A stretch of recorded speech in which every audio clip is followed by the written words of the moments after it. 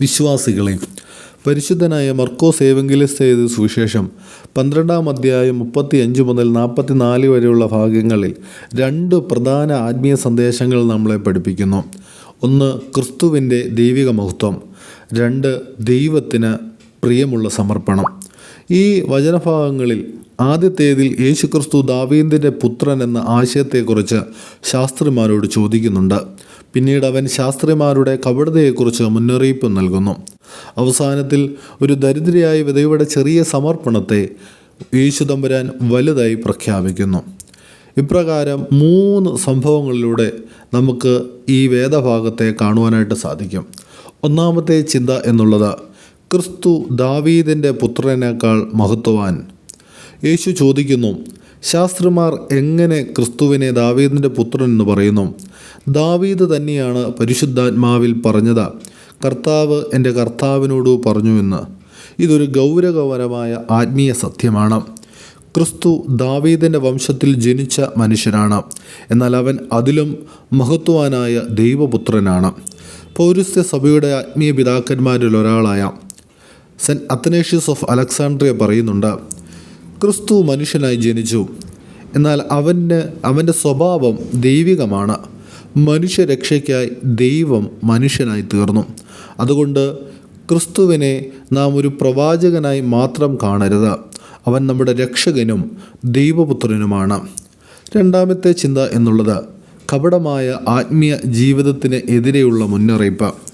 അടുത്തതായി യേശു ശാസ്ത്രമാരെക്കുറിച്ച് ജനങ്ങൾക്ക് മുന്നറിയിപ്പ് നൽകുന്നു. അവർ നീണ്ട വസ്ത്രങ്ങൾ ധരിച്ച് നടക്കുകയും പൊതുസ്ഥലങ്ങളിൽ ബഹുമാനം തേടുകയും, എന്നാൽ അവരുടെ ഹൃദയം ദൈവത്തിൽ നിന്ന് അകന്നിരിക്കുന്നു. അവർ വിധവകളുടെ വീടുകൾ പോലും തിന്നുകയും ദീർഘമായ പ്രാർത്ഥനകൾ കാണിച്ചു കൂട്ടുകയും ചെയ്യുന്നു. പരിശുദ്ധനായ സെൻറ്റ് ജോൺ ദ ക്രിസോസ്റ്റം ഇങ്ങനെ പറയുന്നുണ്ട്, ദൈവം നമ്മുടെ വാക്കുകളുടെ നീളം നോക്കുന്നില്ല, ഹൃദയത്തിൻ്റെ സത്യസന്ധതയാണ് നോക്കുന്നതെന്ന്.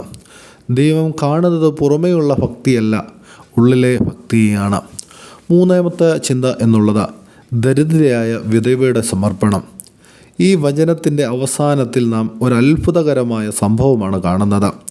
അനേകം സമ്പന്നർ വലിയ തുകകൾ ദേവാലയ ഭണ്ഡാരത്തിലിടുന്നു. എന്നാൽ ഒരു ദരിദ്രയായ വിധവ 2 ചെറിയ നാണയങ്ങൾ മാത്രമാണ് ഇടുന്നത്.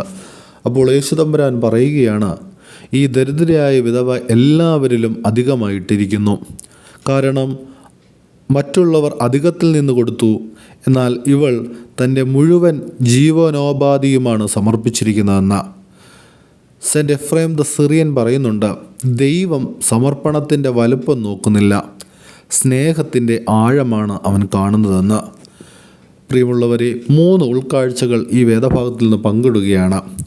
ഒന്ന്, ക്രിസ്തു നമ്മുടെ രക്ഷകനും ദൈവപുത്രനുമാണ്. കപടപരമായ ഭക്തി ദൈവത്തിന് പ്രിയമല്ല.